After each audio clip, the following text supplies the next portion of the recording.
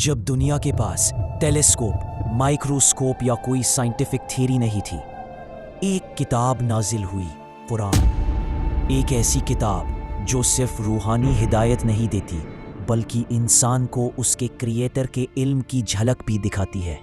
आज साइंस ने जो जो चीज़ें डिस्कवर की वो सब कुछ कुरान में पहले से लिखा था, और ये बात जितनी गहरी होती जा रही है उतना ही इंसान हैरान हो रहा है। हम आपके सामने कुरान की एक आयत और उसका मफ़हूम बयान करते हैं। सूरा 51 आयत 87, वस्समाउ बनैनाहा बिअयदिन व इन्ना लमूसिऊन। ये आयत मक्का में उस वक्त नाजिल हुई जब नबी सल्लल्लाहु अलैहि वसल्लम पर वही का सिलसिला नया शुरू हुआ था। लोग अल्लाह की कुदरत भूल चुके थे, हर चीज़ को अपने देवताओं और बुतों से जोड़ते थे। कायनात, आसमान, ज़मीन, सब के बारे में गलत अकीदे चल रहे थे। उस वक्त इस्लाम सीक्रेट तौर पर फैल रहा था। ये आयत उन्हें यह समझाने के लिए आई थी कि जो आसमान तुम देख रहे हो वो हमने अपनी कुदरत से बनाया है और हम ही यूज़ एक्सपेंड कर रहे हैं।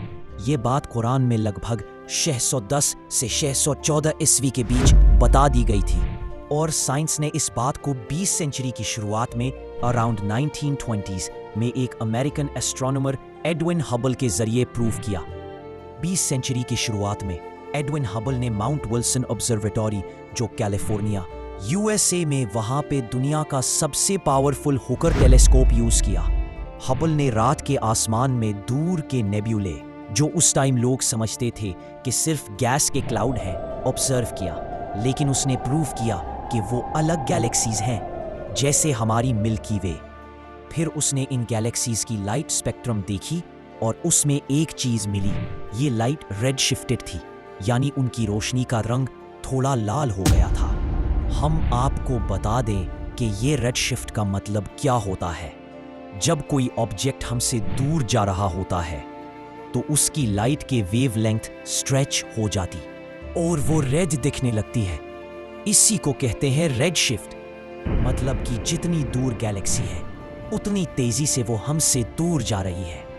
हबल ने ये सब 1920 में ऑब्जर्व किया और 1929 की सुबह ये पूरी दुनिया में पब्लिश्ड हो गया, जिसको आज हम हबल्स लॉ कहते हैं। यूनिवर्स एक्सपैंड हो रहा है। ये बात कुरान करीम ने 1400 से पहले बता दी थी। एक और आयत कहती है, सूरा नंबर 33 आयत नंबर 5, युकव्विरुल लैला अलन नहार व युकव्विरुन नहारा अलल लैल। ये मक्के में नाजिल हुई थी और ये मक्की सूरा है। ये सूरा नबी अलैहिस्सलाम के दावत के दरमियानी दौर में नाजिल हुई, लगभग 615 से 618 ईस्वी के आसपास, यानी ये भी 7वीं सदी के टाइम की। मक्का के लोग अभी भी बुत परस्ती में थे। वो समझते थे कि सूरज, चंद और रात दिन अपने देवताओं के जरिए चल रहे हैं। कुरान ने उन्हें बताया कि ये सब कुछ अल्लाह की कुदरत और निज़ाम से हो रहा है। आयत का मफहूम, वो रात को दिन पर लपेट देता है और दिन को रात पर, यानी रात और दिन एक दूसरे के ऊपर घुमा दिए जाते हैं, बिल्कुल उस तरह जैसे गोल चीज के इर्द गिर्द कोई कपड़ा लपेटा जाता है। ये लफ्ज युकव्विरु अरबिक में गोल लपेटना के लिए आता है और ये पॉइंट करता है कि जमीन गोल है। इस आयत में 1400 साल पहले ही इस बात का इशारा दिया गया कि जमीन गोल है, अर्थ इज राउंड। रात और दिन एक रोटेशन सिस्टम से बदलते हैं। साइंस ने ये बात निकोलाउस कोपर्निकस के जरिए प्रूव की लगभग 1543 ईस्वी में। उसने अपनी किताब थे रेवोल्यूशनिबस ऑर्बियम कोएलेस्टियम में कहा कि सूरज सेंटर में है और जमीन उसके इर्द गिर्द घूमती है। ये मॉडल हीलियोसेंट्रिक थ्योरी के नाम से मशहूर हुआ। आगे बढ़ने से पहले हमारे चैनल को सब्सक्राइब करें और लोगों को शेयर करें, इससे आपके जरिए और लोगों को इस बात का इल्म हो जाए। वीडियो लाइक लाजमी करें। हम आगे बढ़ते अपनी अगली आयत की तरफ, जो नबी मोहम्मद सल्लल्लाहु अलैहि वसल्लम पे गारे हिरा में नाजिल हुई जब पहली बार जिब्रील आए थे, यानी ये वही थी जिससे नबूवत का आगाज हुआ।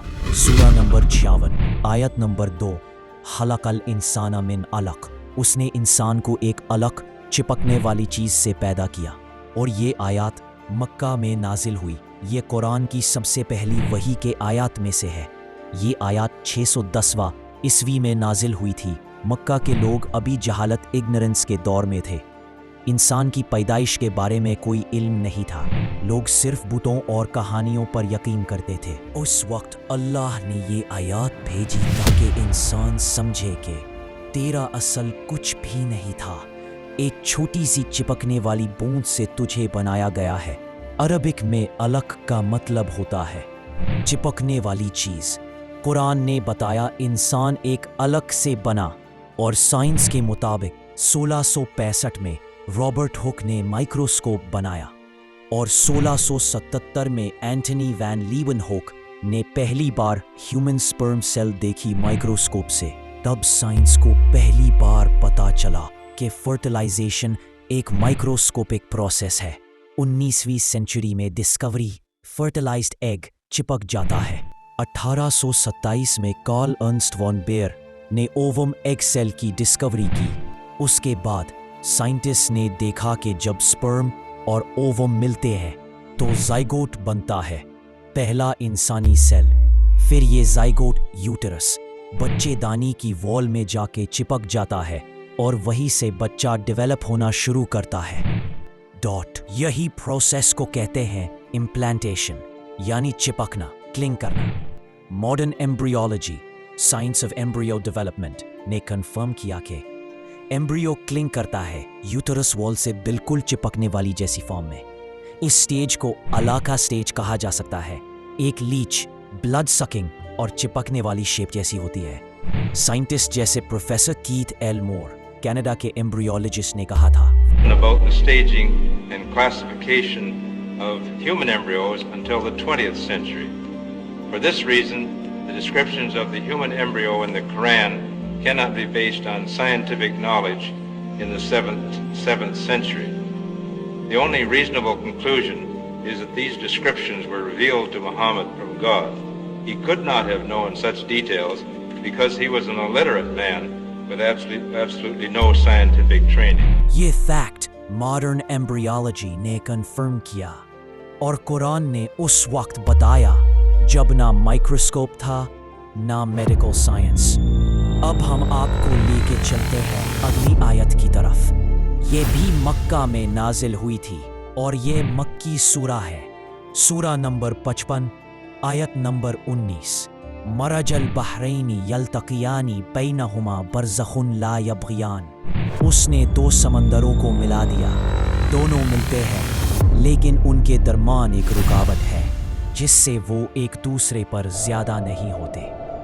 یہ سورہ لگ بھگ 616 سے 622 عیسوی کے دوران نازل ہوئی، یعنی نبوت کے بیچلے سالوں میں 7th سینچری، جب قرآن کا پیغام مکہ میں پوری طاقت سے پھیل رہا تھا۔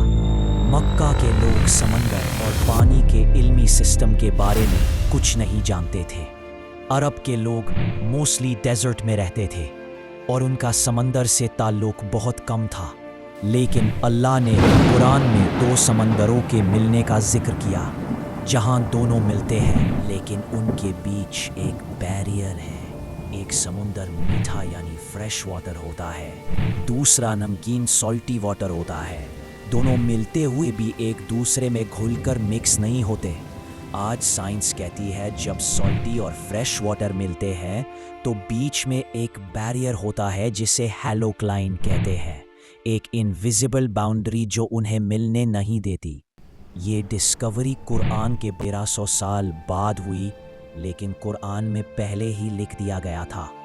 ایک اور آیات کہتی ہے وَجَعَلْنَا مِنَ الْمَاءِ كُلَّ شَيْءٍ حَيٍّ، سورہ الانبیاء 21:30۔ ہم نے ہر زندہ چیز پانی سے بنائی۔ ماڈرن بائیولوجی کہتی ہے every living organism is mostly made of water. Cells, tissues, even DNA، سب کا بیسک ایلیمنٹ پانی ہی ہے۔ سائنس نے کنفرم کیا لائف کی ناٹ ایگزسٹ وداؤٹ واٹر، اور قرآن نے یہ سچ پہلے ہی کہہ دیا تھا۔ اور جب قرآن کہتا ہے وَالسَّمَاءِ وَالطَّارِقِ النَّجْمُ الثَّاقِبُ، سورہ तारीख 16:1-3।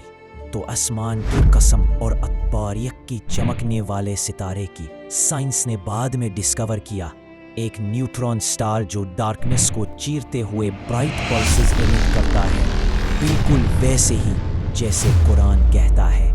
और जब कुरान में इंसान के क्रिएशन का जिक्र आता है तो ये सिर्फ एक कहानी नहीं, एक साइंटिफिक मिरेकल है। वही चीज़ें जिनके बारे में मॉडर्न एम्ब्रियोलॉजी ने अब बताया, वो सब कुछ कुरान में लिखा था। फ्रॉम नुत्फा टू अलका टू मुद्गा, स्टेप बाय स्टेप, एग्जैक्टली जैसे एम्ब्रियो डेवलप होता है। आखिर कुरान कहता है हम उन्हें अपनी निशानियां दिखाएंगे आसमानों में भी और उनके अंदर भी, जब तक उन्हें मालूम ना हो जाए कि ये हक है। ये सब इत्तेफाक नहीं हो सकता। ये एक साइन है कि कुरान सिर्फ लफ्ज़ों की किताब नहीं, बल्कि the word of the one who created everything that science studies. Science बदलती रहती है, लेकिन कुरान वही रहता है, अनचेंजेबल, अनचैलेंज्ड, अनब्रोकन। जब इल्म बढ़ता गया, कुरान की रोशनी और तेज होती गई, और शायद इसीलिए कुरान कहते हैं इल्म के सफ़र का पहला कदम यकीन है। सब्सक्राइब करें और सच्चाई के सफ़र में हमारे साथ चलें।